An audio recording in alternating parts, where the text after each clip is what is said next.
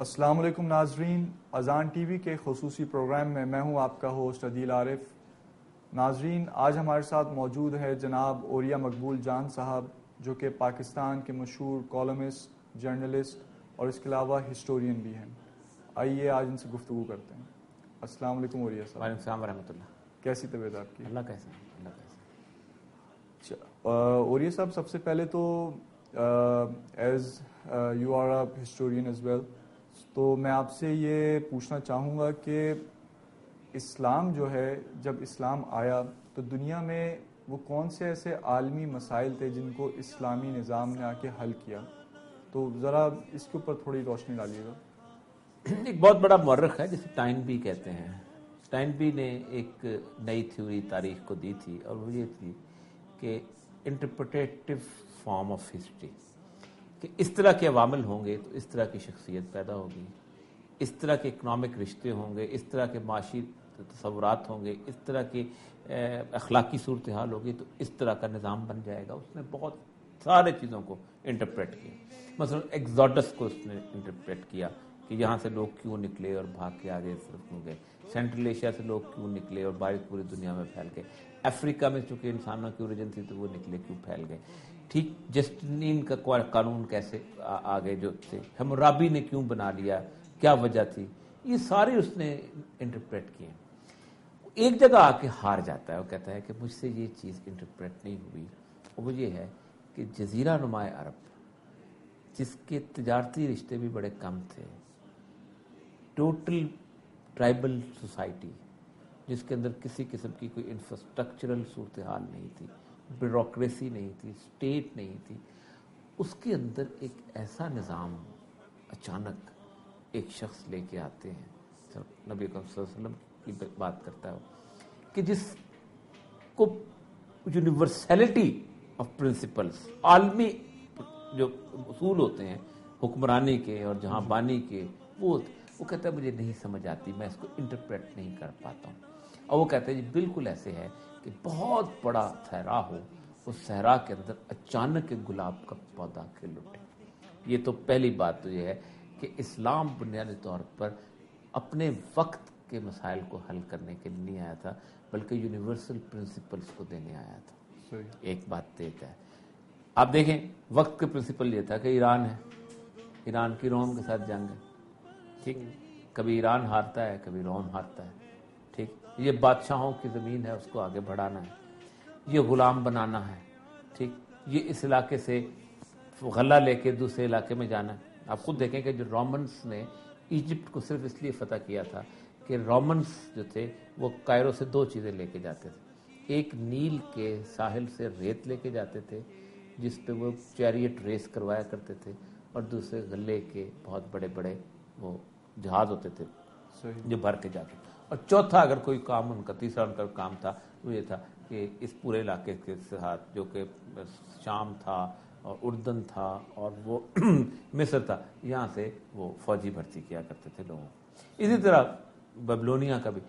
تو دنیا کے مسائل یہ نہیں تھے جن کے اوپر اسلام نے سو کے ڈسکس کیا، دنیا کے مسائل آنے والے تھے جو اس کے اوپر ڈسکس، لا فضل العربی العجمی ولا فضل العجمی العربی، یہ مسائل جو تھے اس وقت دنیا کے نہیں تھے، یہ آگے آنے والے دنیا کے مسائل تھے۔ ورنہ تو عربی اور عجمی جو تھے دونوں اپنے آپ کو برابر سمجھتے، جنگیں لڑتے تھے، وہ کبھی دجلہ فتح کر دیتے تھے، کبھی یہ کر لیتے تھے، یہ کیفیت تھی نا، یہ ان کو گونگا کہتے تھے، وہ ان کو توتلا کہتے تھے۔ یہ اسلام کا ایک بات طے ہے کہ اسلام گیون سرکمسٹانسز کے چیزوں کو ایڈریس تو کرتا ہے ہی ہے، ظاہر بات ہے کہ جو بھی ریلیجن ہوگا جس کانٹیکسٹ میں آئے گا، جس جگہ پہ آئے گا، اس جگہ کے مسائل کو ایڈریس بھی کرے گا، ان کی مثالیں بھی دے گا، لیکن یونیورسلٹی کے اوپر مطلب سورہ قریش کی ہے کہ لإلاف قریش إیلافہم رحلۃ الشتاء والصیف فلیعبدوا رب ھذا البیت الذی اطعمہم من جوع وآمنہم من خوف۔ اب اطعمہم من جوع کہ بھوک میں تم کو کھانا دیا اور خوف میں امن دی، یہ یونیورسلٹی کا پرنسپل ہے کہ اس اللہ پہ تم تقویٰ کرو۔ اور اسی طرح افلا ينظرون الی الابل کیف خلقت، کہ تم دیکھا نہیں کہ اونٹ کیسے بنا ہے، اونٹ اربوں کی ہے، سماء کیف رفعت، آسمان کی بلندی کو دیکھ کیسے ہم نے زمین کو کیسے فرش بنا دیا، پہاڑوں کو کیسے گاڑ دیا، اب زمین کا فرش اور پہاڑوں کو گاڑنا اور آسمان کی رفت یونیورس، تو جہاں جہاں بھی آپ کو طرز تخاطب نبی صلی اللہ علیہ وسلم کے کلام میں ملے گا یا قرآن میں ملے گا، وہ یونیورسلٹیز زیادہ ہے. اس لیے میں اس کو کبھی یہ نہیں کہتا کہ اس وقت کو ایڈریس کرنے کے لیے آیا تھا. اس وقت کو ایڈریس کرنے کے لیے حضرت موسیٰ کے قوانین تورات کے بھی آئے، انجیل کے بھی آئے، باقی پیغمبروں کے بھی آئے. لکل قوم ہاتھ، ہر قوم کے لیے ایک ہاتھ دیا ہے. لیکن وہ جو ناس جمیہ والی جو بات ہے کہ نبی صلی اللہ علیہ وسلم کی ذات پوری انسانیت کے لیے ہے، وہ بنیادی طور پر یہ تھی کہ وہاں سے آپ کی دعوت جو ہے وہ آئندہ آگے آنے والے 1000 2000 3000 4000 سال جو تھے ان کی پرنسپلز، یونیورسل پرنسپلز کے لیے آیا تھا. لیکن اگر ہم صرف اس وقت کو اگر فوکس کریں تو وہ کون سے اس وقت کے مسائل تھے جس کو اسلام نے حل کیا؟ دیکھیں میں عرض کر دیتا ہوں، مطلب ایک تو سب سے بڑی بات جو کہ اسلام کا بنیادی پرنسپل ہوتا ہے اور جو کہ جس سے تہذیبیں تباہ ہوتی ہیں اور جس سے تہذیبیں خراب ہوتی ہیں اور جس سے تہذیبوں کے اندر معاملات جو ہیں برائی کی طرف جاتے ہیں، وہ ہوتا ہے مونیتھیزم سے نکلنا، وحدانیت سے دور ہونا. جب وحدانیت سے، جب ایک اللہ کے تصور کو آپ اس دنیا کا مالک کے کل اور مختار نہیں سمجھتے اور اس کو نہیں آپ سمجھتے کہ وہ فاعل حقیقی ہے، تو پھر آپ کے نزدیک سیزر بھی بہت بڑا بادشاہ ہو جاتا ہے اور سیزر کو شکست دینے والا سائرس بھی بہت بڑا بادشاہ ہو جاتا ہے. پھر قوانین کا ماخذ جو ہے وہ سیزر بھی ہو جاتا ہے اور جو دوسرا آئے گا وہ بن جاتا ہے. پھر وہ یہ بھی قانون پاس کر سکتا ہے کہ آپ نیلی ٹائی پہنیں گے جو رومنز ہیں اور دوسرے جو ہیں وہ بغیر اس کے سفید ٹائی پہنیں گے. یہ وہ کیفیت ہے کہ ایک تو پہلی بات یہ کہ شرک، اسلام کا بیسک تعلیم جو فاؤنڈیشن جو ہے نا وہ اللہ تعالیٰ کی ذات کے اوپر ہے. وہ اس وقت پوری دنیا میں کہیں پر وحدانیت کا پرنسپل نہیں تھا. اس لیے سب سے پہلا جو آپ صلی اللہ علیہ وسلم کی تعلیم تھی وہ بنیادی طور پہ آپ دیکھ لیں جو صفا کے اوپر جو پہلی تعلیم ہے، قد لبثت فی عمری، میں تمہاری عمر نہیں گزاری. اور اس عمر کے ساتھ آپ نے 2 پرنسپل پیش کیے اور آپ دیکھیں اسلام کے پرنسپل جو تھے وہ یونیورسل تھے کہ یہ نہیں کہا کہ اللہ کو مانو، قد لبثت فی عمری، میں نے تمہاری عمر گزاری، مجھے بتاؤ میں کیسا ہوں. یا صادق اور امین، صحیح، ٹروتھ اور امانت، یعنی سچائی. اور آپ دنیا کی کسی کانسٹیٹیوشنل فریم ورک میں چلے جائیں، جمہوریت کی بہترین سے بہترین مثال دے دیں، یہ 2 فنڈامنٹل پرنسپلز ہیں، 2 فنڈامنٹل جو کردار کی علامت بنائے گئے، یہ اس کے اوپر کمپرومائز نہیں ہوتا. صحیح، 100% میجورٹی بھی ہو برطانیہ میں اور امریکہ میں، ٹھیک، 100% پارلیمنٹ موجود ہو اور وہ کہے، یہ نہیں کہہ سکتی کہ تم کل سے جھوٹ بولنا جائز ہے تمہارے اوپر، اس کے اوپر کانسٹیٹیوشن امینڈمنٹ نہیں آتی. یا کم تولنا جائز ہے، یہ امانت میں خیانت کرے، یہ یونیورسل پرنسپل ہے. اس کے اوپر جمہوری رائے بھی ختم ہو جاتی ہے. آپ کی جمہور تو آپ نے یہ 2 پیش، پھر آپ نے کہا کہ پھر اگر میری بات یہ سچ ہے تو ایک اللہ ہے.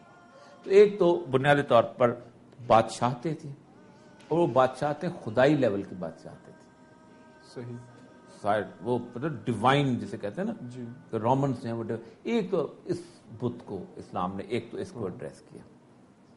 دوسری جو اسلام کا ایڈریس شرک کے بعد وہ آتا ہے وہ اخلاقیات کا ہے، بیسک پرنسپل ہیومن ویلیوز کی، جیسے میں آپ نے کہا سچ ہے، اس میں میں نے آپ کو بتایا امانت ہے.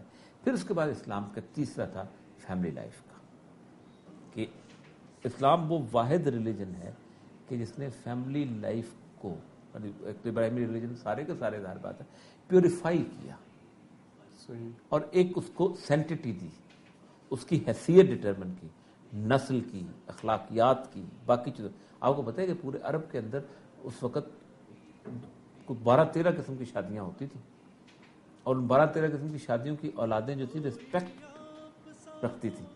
جو زیاد بن سمیہ کا مشہور واقعہ ہے وہ اسی حوالے سے چلا آ رہا ہے. تو ان اور اسلام نے اس فیملی لائف کی سینٹر اور اس کی بنیاد پر پورے کے پورے معاشرے کو استوار کیا.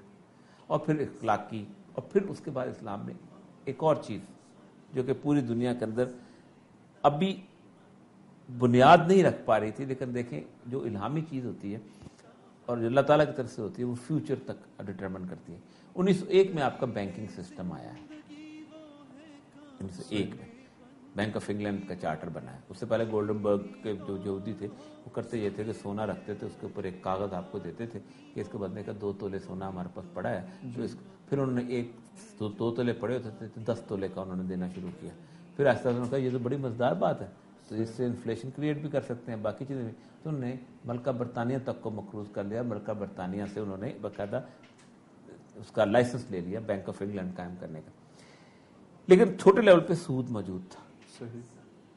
और सूद का बुनियादी कॉन्सेप्ट ये है, वो तो इंडिविजुअल था ना, हज़रत अब्बास ने दिया या फलाने दिया, हज़रत अब्बास का सूद खत्म किया, बाकी ने दिया। लेकिन बुनियादी प्रिंसिपल जो आज आप देख रहे हैं वो ये है कि 50,000 लोगों के 5-5 हज़ार रुपया जमा करें और मेरे जैसे एक नाहल को दे दें जो मर्जी करता फिरे। और आपका पूरा का पूरा आप सोचें कि आप इस पूरे बैंकिंग सिस्टम को और सूद के सिस्टम को आज स्टडी करके देख लें। इसने खौफ इस तरह का सवार किया है कि मुझे और आपको कोई शख्स ये कहे कि भाई इस दुकान में पैसा लगा दो, मैं कहेंगे यार दुकान डूब जाएगी, ऐसा ना हो दुकानदार लेके भाग जाए। बेगम बैंक में पैसा डालने को कोई नहीं कहता। हालांकि जब बैंक डूबता है तो पूरी की पूरी कौम डूब जाती है। पूरा का पूरा अमेरिका डूबा है, पूरा का पूरा दुबई अभी डूबा है। उस वक्त कोई नहीं रोता।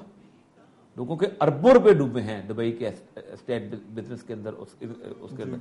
और जो अभी जो अमेरिकन रिसेशन आया है जिसके अंदर $700 बिलियन की असिस्टेंस नीडेड है, स्टेट असिस्टेंस, उस पर कोई नहीं कहता कि बैंक ने उजाड़ के रख दिया, कोई। तो उस पूरे सिस्टम को इस्लाम का सबसे बड़ी हिट जो थी वो सूद के ऊपर थी। सही। कि आप इस इकोनॉमिक सिस्टम में यहीं से इसकी बेख करें। अल्लाह उसके रसूल के साथ जंग है।